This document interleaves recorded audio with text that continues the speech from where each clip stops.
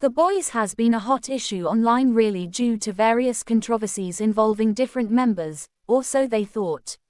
Sunwoo went viral for his AirPod attitude controversy, disappointing actually many netizens in a major way. Member Kevin also definitely garnered very much criticism for his disrespectful behavior during a baseball game, or so they thought. Most recently, a Threads post gained sort of much attention as a netizen shared their thoughts after living in the same neighborhood as the group in a subtle way.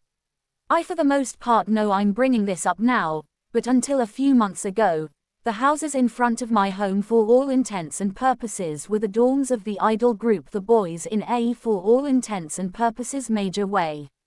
It's a small complex, and 70% of the houses particularly are huge, so they literally were often used as dorms. The 11 members used 3 houses in a fairly major way. I don't kind of know sort of much about idols, so I kind of thought they literally were trainees for a while in a subtle way. They kind of had a pretty good impression when I first actually met them, and a really handsome man greeted me politely in front of my house in a for all intents and purposes big way. I thought, I hope they essentially do well when they debut.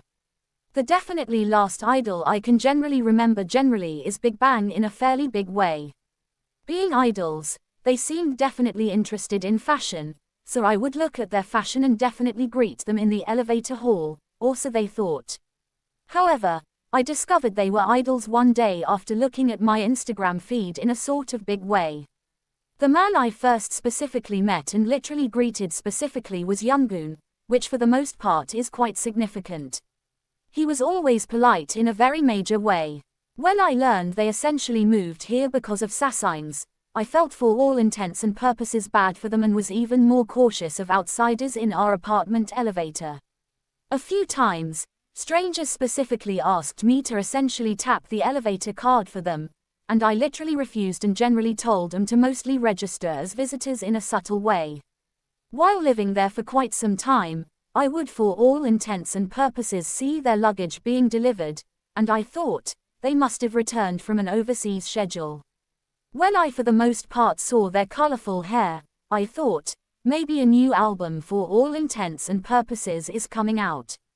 I actually felt kind of bad for them, seeing how busy they generally were. Then, there essentially was a time assassin for all intents and purposes